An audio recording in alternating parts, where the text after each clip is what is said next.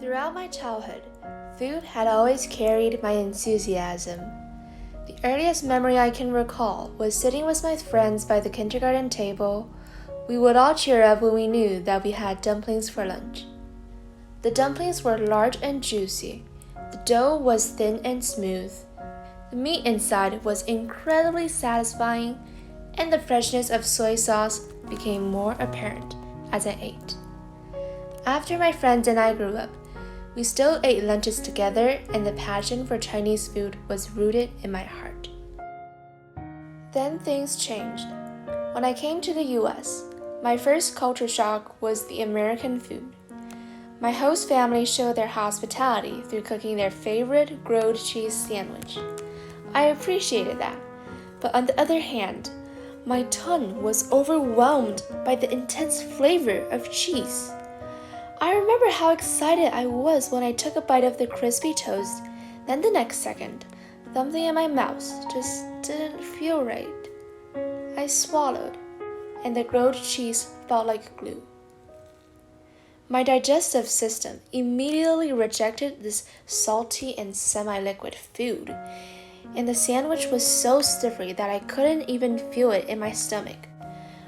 At the same time, the unique, weird flavor of cheese lasted in my mouth. That was the most creepy experience with food I've had.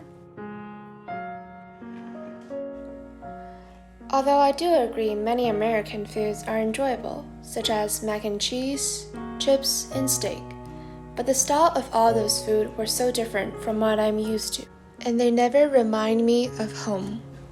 Last year, every time at the kitchen table, my cravings for authentic Asian food increased exponentially with time. Both the eagerness for Chinese food and the frustrations I met in social life made my homesickness appear more often. When I had an awful mood, I would think of all the comforting dishes my mother cooked and hope that summer could arrive soon. But the coronavirus changed everything. The pandemic stopped a lot of flights, and I had to stay in the US for that summer. From the moment I knew this, I couldn't see anything to look forward to the near future.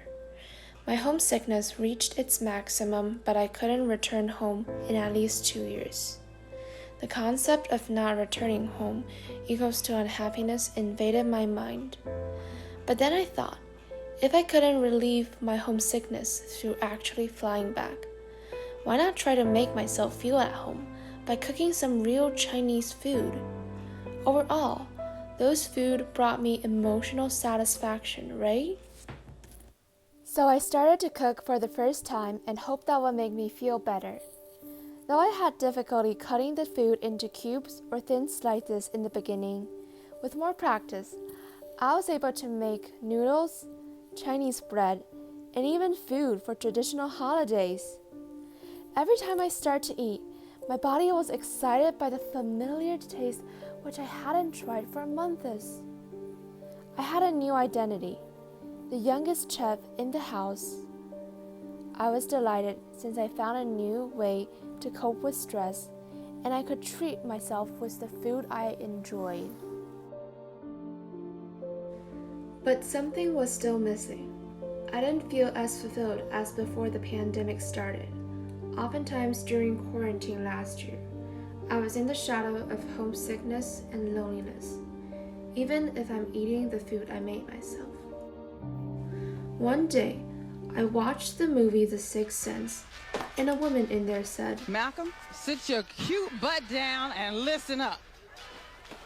No doubt about it. Anna is like my sister, and you better make her happy. And I'm not talking about this tastes like real butter kind of happy. I'm talking about, what's that girl? Julie Andrews, twirling around like a mental patient on a mountaintop kind of happy. Now that's the kind of happy I'm talking about." That was a funny scene, wasn't it? But it made me upset. I was hit by the woman's definition of happiness. The original reason I learned to cook was to feel the enthusiasm of eating my favorite food.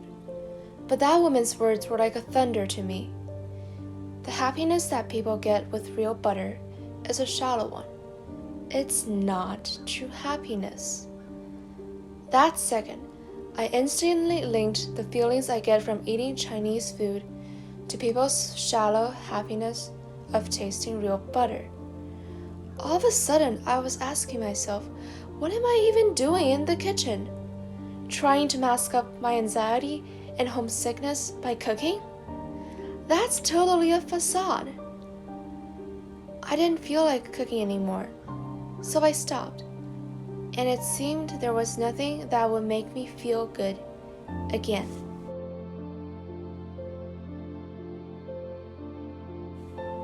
I had no motivation to do anything for a long time. But it became ironic when I found out that cooking was actually the simplest thing I could do in the times I felt depressed. When I cut the vegetables, knead the dough, and stir the food in the pan, those trivial things were done in order and they distract my focus on homesickness. Making Chinese food actually brought me a sense of security. In the middle of a pandemic, cooking led me to reflect on my connections with others. I remembered one time I made traditional pork buns for my host family, and they were all amazed by the fluffiness as well as the texture of those buns. It really felt like home when everyone enjoyed my handmade Chinese food. I had an epiphany that I shouldn't be defined or restricted by my homesickness. Homesickness might not be erased, but I have the choice to treat myself in the way I want. I could show my values by doing what made me feel safe, and that was cooking. The pleasure of cooking wasn't a shallow one. It reminded me of the joyful moments in my life and strengthened my confidence. Eventually, I returned to the kitchen.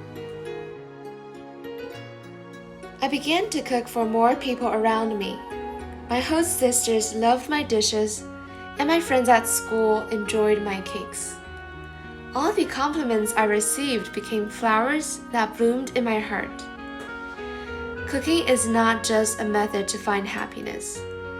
It's a way to understand myself and build up my personalities.